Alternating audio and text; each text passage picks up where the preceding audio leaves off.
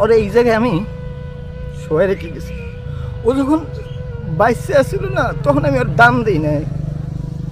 ওর সাথে ঝগড়া করতাম, এইটা নিয়ে ওইটা নিয়ে বাঁচতাম। সকালে প্রতিদিন নাস্তা বানাই দিত, একদিন যদি নাস্তা বানাই না দিত ঝগড়া করতাম। এখন আমি প্রতিদিন না খাই অফিসে যাই, আমার কোনো অসুবিধা হয় না। আমার বউ কিছু কইলে আমি রাগ হয়ে যেতাম, এখন আমি রাগ দেখানো না, কারণ কোনো লোক পাই না। আমি এখন একলা থাকতে পারি।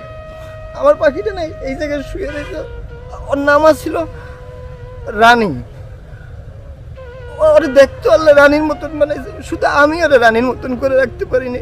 আমি আল্লাহকে খেস খেস খেস খেস করছি। আমার যখন জ্বর হইতো, অসুখ হইতো, সারা রাত মাথায় পানি দিয়ে দিত, শোনা ঘুমাইতো না। আমার জন্য শুধু কান্ত দোয়া করতো। আমার বলতো তুমি একটু নামাজ পড়ো, নামাজ পড়ো। আমি না নামাজ পড়তাম না।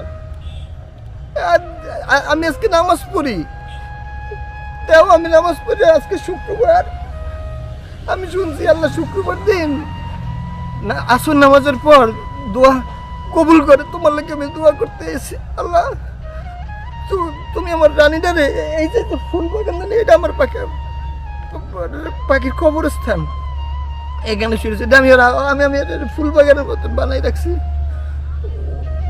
আমি তো ফুলের মতন মর্যাদা দিতে পারি না। ও যে আমার কি জীবনে কি আছিল আমি না বুঝি নাই। আল্লাহ আমার থেকে নিয়ে গেছে। আমি অফিস থেকে আইলে আমার মোজাটা খুলে দিত। আমি যত রাগ করতাম না, কোনো সময় আমার চোখের দিকে তাকাইয়া কথা কইতো না।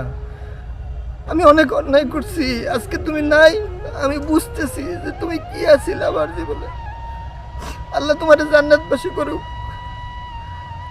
আমি তোমার সাথে অন্যায় করলে তুমি মাফ করে দিও। তোমার সাথে ঝগড়া করছি, কত কিছু করছি।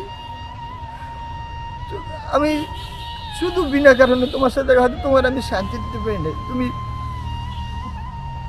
আমারে মাফ করে দিও। আল্লাহ তোমার জান্নাতবাসী করুক।